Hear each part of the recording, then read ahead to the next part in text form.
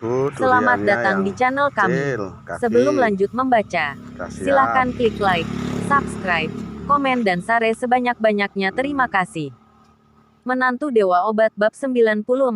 Rumah Ini Sakit Kota. dinding, Setelah kondisi Tuan Muda jambu Mon kristal stabil, merah dia sama langsung dipindahkan ke Rumah Sakit Kota dengan fasilitas pisang. medis terbaik. Ini Sore sabun. harinya, Ya, Nyonya Mon ini membawa jambunya. sekelompok orang ke sini dan dia juga Kusuma merah sengaja sama mengundang Dokter Akio ke sini untuk madu menjaga tinggi. Tuan Muda Mon. Itu yang besar ya. Sekelompok orang juga Ada menjaga 11 di yang depan besar pintu itu. bangsal. Nyonya Ini Mon juga meminta alpukatnya. sepupunya, si Ini gemuk petainya. itu untuk tinggal di bangsal. Si gemuk tampak arogan. Rangganya. Kak, barusan aku bertanya kepada dokter. Kondisi keponakanku cukup Temangganya. stabil dan tak ada masalah. Komplit ya, sudah ya. Orang yang bernama Reva itu hanya asal bicara saja. Ini juga sudah di rumah sakit, memangnya masih bisa terjadi hal buruk apa? Begitu banyak anggota kita yang menjaga di sini. Jika sampai terjadi sesuatu hal yang tak diinginkan, aku akan langsung menabrakkan kepalaku di sini sampai mati saja. Nyonya Mon mengangguk dengan puas. Bagus. Aku akan menyerahkan semuanya kepadamu di sini. Aku akan pergi ke kamar sebelah untuk beristirahat. Ingat, jangan sampai terjadi sesuatu apapun. Si Reva itu beraninya mengutuk anakku dan masih bilang kurang dari 24 jam pula. Jika setelah 24 jam ini berlalu dan tak terjadi suatu hal apapun pada putraku, maka lihat saja nanti bagaimana aku akan membuat perhitungan dengannya. Si gemuk mencibir, Kak, kau tak perlu mempedulikan penipu seperti dia. Nanti setelah urusan keponakanku ini selesai, aku akan mencari beberapa saudaraku untuk menjebaknya. Sekalian membunuhnya saja. Nyonya Mon mengangguk. Aku tak peduli bagaimana cara kau menanganinya, tetapi satu hal yang terpenting adalah jangan sampai kakak iparmu mengetahuinya. Kakak iparmu ditipu oleh orang ini dan sekarang begitu percaya kepadanya. Jika kakak iparmu mengetahui tentang ini semua, maka akan jadi repot nantinya. Si gemuk, Kak, tenang saja. Aku akan melakukan semuanya dengan baik. Kau tak perlu khawatir. Asalkan dia tak bisa menghubungi kakak iparku, maka tamatlah riwayatnya. Nyonya Mon mencibir. Aku telah mengatur pengalihan panggilan di ponsel kakak iparmu. Setiap kali dia melakukan panggilan telepon, telepon itu tak dapat terhubung. Bagaimana caranya dia bisa menghubungi kakak iparmu? Si gemuk tampak bersemangat kembali. Kak, kau sangat cerdas dapat memikirkan semua ini. Hahaha.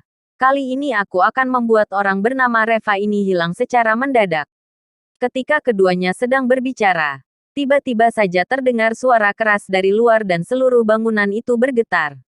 Sebelum mereka bisa merespons apa yang sedang terjadi, langit-langit dan lampu di ruangan ini jatuh dan menghantam Tuan Muda Mon dengan keras dan menutupi seluruh ranjang rumah sakit itu di bawahnya. Keduanya tercengang. Apa yang terjadi? Cepat, cepat. Nyonya Mon tampak terkejut dan panik hingga berbicara dengan terbata-nata. Si gemuk yang responsnya sedikit lebih cepat dengan terburu-buru berlari ke pintu dan berteriak. Tolong, cepat masuk, panggil dokter.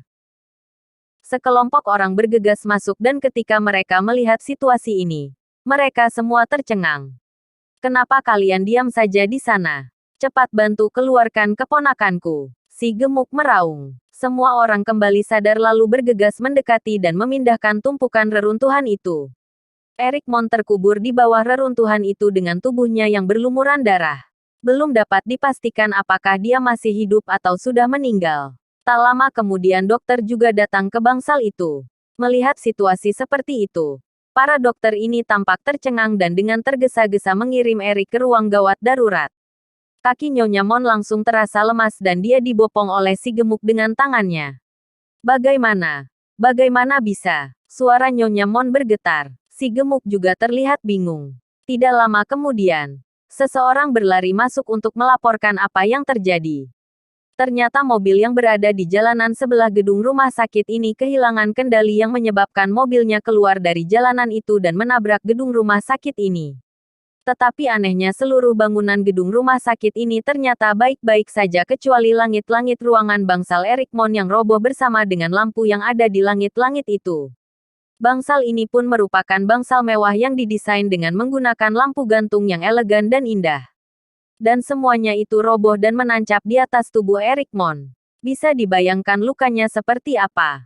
Si gemuk berkata dengan linglung. Bagai Bagaimana bisa terjadi kecelakaan aneh seperti ini? Raut wajah Nyonya Mon tiba-tiba berubah dan dia benar-benar telah membuktikan ucapan Reva.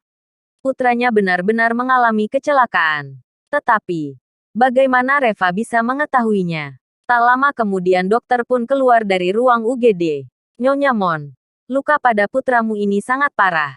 Aku khawatir tak ada yang dapat kulakukan. Apa? Jerit Nyonya Mon seperti hampir pingsan. Cepat, cepat pergi dan undang Dokter Akio. Dokter Akio yang kebetulan juga sedang berada di rumah sakit itu. Saat mendengar mengenai hal itu dia segera berlari ke ruang UGD. Nyonya Mon tampak lemas duduk di kursi. Air mata mengalir dengan deras di wajahnya. Dia hanya mempunyai satu anak laki-laki. Jika sampai sesuatu terjadi pada putranya itu dia juga tak ingin hidup lagi. Dokter Akio berada di dalam ruang UGD selama 1 jam lebih. Dan baru saja dia keluar dari ruang UGD itu. Nyonya Mon berkata dengan gugup. Dokter Akio, bagaimana kabar anakku? Dokter Akio menggelengkan kepalanya dan menghela nafas. Luka Erik terlalu parah. Aku hanya bisa mempertahankan nyawanya saja untuk sementara. Jika kau ingin menyelamatkannya, kurasa kau harus mencari Tuan Li itu. Bersambung.